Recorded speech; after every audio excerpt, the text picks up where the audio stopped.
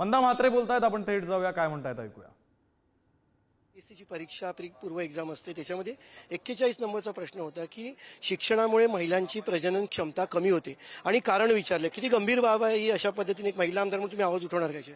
नाही नाही, असं विचारणं चुकीचं आहे आणि त्या संदर्भात नक्कीच निश्चित स्वरूपामध्ये आवाज उठवला. कारवाई झाली पाहिजे, कारण अशा पद्धतीने पेपर न चेक करता केलं किंवा अशा पद्धतीने प्रश्न विचारणं हे चुकीचं, आणि कारवाई झाली पाहिजे का संबंधित? कारवाई झाली पाहिजे आणि त्या बाबतीत आज अध्यक्षांशी नक्कीच चर्चा करू. निश्चित अध्यक्षांशी चर्चा करू या विषयाचं म्हटलेलं आहे. कॅमेरासह संतोष बोधारे सर, पंकज दळवी, पुढारी न्यूज, मुंबई.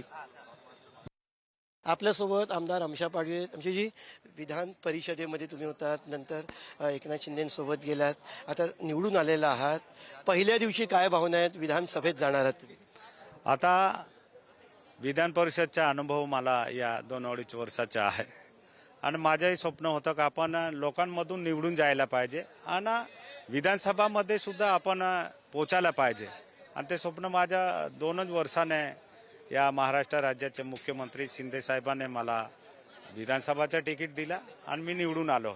म्हणून मला आता या विधानसभामध्ये जे जे माझ्या भागाचे विषय असेल ते विषय मांडून माझ्या भागाचे प्रश्न सोडवेल. काही दिवसांपूर्वी अगदी ज्येष्ठ नेते, विधानसभेचे उपसभापती, उपाध्यक्ष नरहरी झिरवळ यांनी मंत्रालयात आंदोलन केलं होतं. आदिवासी नेत्यांना किंवा आदिवासी समाजाला न्याय दिला जात नाही, अशा अनेक मागण्या होत्या.